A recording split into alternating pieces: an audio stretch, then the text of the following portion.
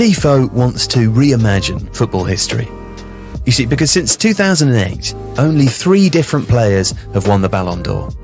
Cristiano Ronaldo, Lionel Messi and Luka Modric. So what if Ronaldo and Messi hadn't been eligible for that award? What if maybe they'd been excluded from the voting and they just competed for their own private trophy?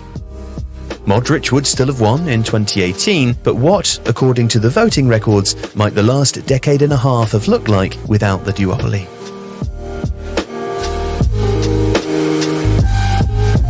Well, Fernando Torres would actually have won in 2008. Before the injuries, before that move to Chelsea, he'd scored the winning goal in that year's European Championship final and had just enjoyed a second stellar season with Liverpool. Between 2009 and 2012, though, it would have been a different sort of duopoly.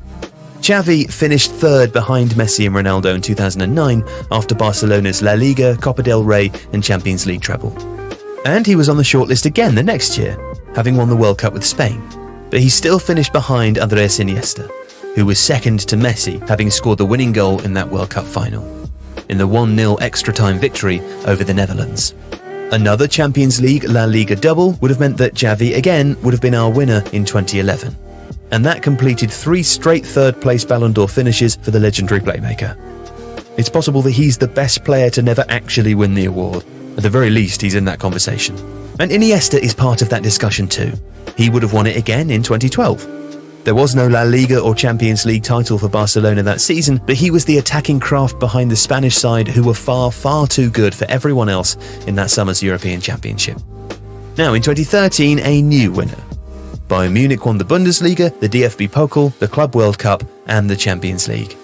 The latter in that memorable Wembley final against Borussia Dortmund. And that was enough for Franck Ribéry to take third place, or to lift the Ballon d'Or in our Messi and Ronaldo-less world.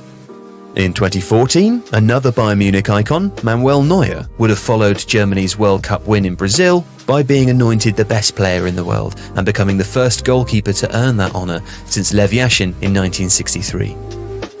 Gigi Buffon finished second in 2006. Italy won the World Cup that year, but Neuer remains the last goalkeeper to feature on a Ballon d'Or shortlist. Neymar would have restored the forward orthodoxy in 2015. He scored 39 in all competitions for Barcelona the season before and won the Champions League. He'd have won again in 2017 had it not been for Messi and Ronaldo. But in the year between, after France were runners-up at the European Championships and Atletico Madrid reached the final of the European Cup, Antoine Griezmann would have been putting the golden ball on his mantle. 2018 was of course Luka Modric and he gets to keep his win. But in 2019, Liverpool's Virgil van Dijk would have succeeded him. Now, it's arguable that he should have done so anyway, but he finished just 7 votes short of Messi and in second place. In 2020, COVID cancelled the awards, but let's give that one to Robert Lewandowski outright, who probably had the strongest case of anyone. And without Messi, he would have completed a double, winning again in 2021 after scoring 41 goals in a Bundesliga season and breaking Gerd Muller's previous record of 40. So, that covers the literal beneficiaries, but it's also worth considering the many great players who missed out on the shortlist because of Messi and Ronaldo, and would otherwise, in a different era, have received far more acclaim. Arjen Robben, for instance, who never made the final 3, but who finished 4th in 2014. Luis Suarez, whose best finish was 4th place in 2016. Like Zlatan Ibrahimovic, who never came closer to the podium than 4th in 2013. Sadio Mane and Mohamed Salah are the other obvious absentees. They finished 4th and 5th respectively in 2019 and have never been that close before or since. And Karim Benzema too, who finished 4th in 2021 despite a remarkable 3-year run of form at Real Madrid. N'Golo Kante has never finished higher than 5th. Kevin De Bruyne's best result is 8th. Dani Alves was never a top 3 finisher, nor were Gerard Piqué, Sergio Ramos, Philippe Lahm, Wayne Rooney, Sergio Aguero, Yaya Touré or Andrea Pirlo. The standard has been stratospheric.